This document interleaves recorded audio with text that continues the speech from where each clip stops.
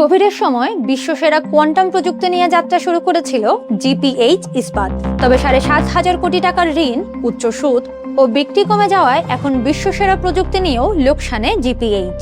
চলতি অর্থ বছরের প্রথম ৯ মাসেই তাদের নেট লোকসান ১০,৫০,০০,০০০ টাকার বেশি।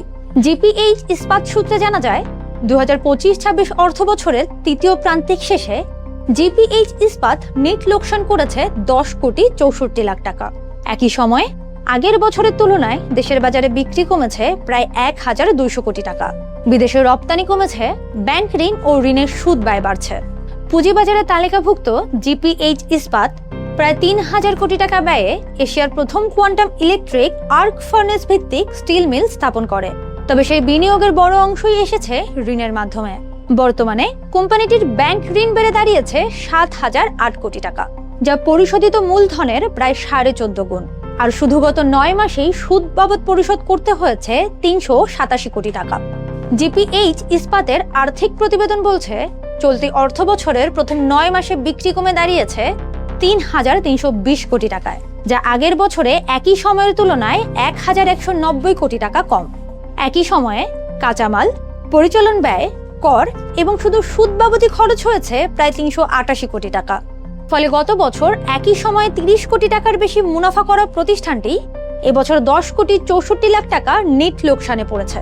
একই সঙ্গে এক বছরে রপ্তানিও কমেছে প্রায় ১১ কোটি টাকা।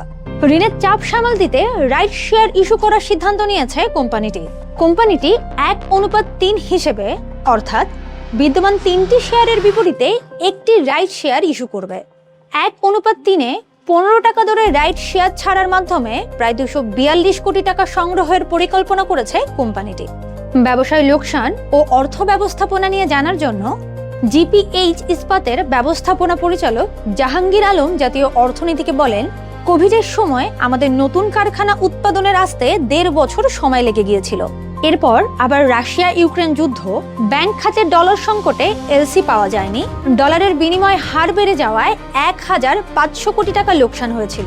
২০২৪ সালে সরকার পতনের আগ থেকে সব সরকারি উন্নয়ন প্রকল্প বন্ধ হয়ে যাওয়া, অনেক ব্যাংকের সংকটে আমরা আমাদের লিমিট থাকার পরও সাপোর্ট পাইনি।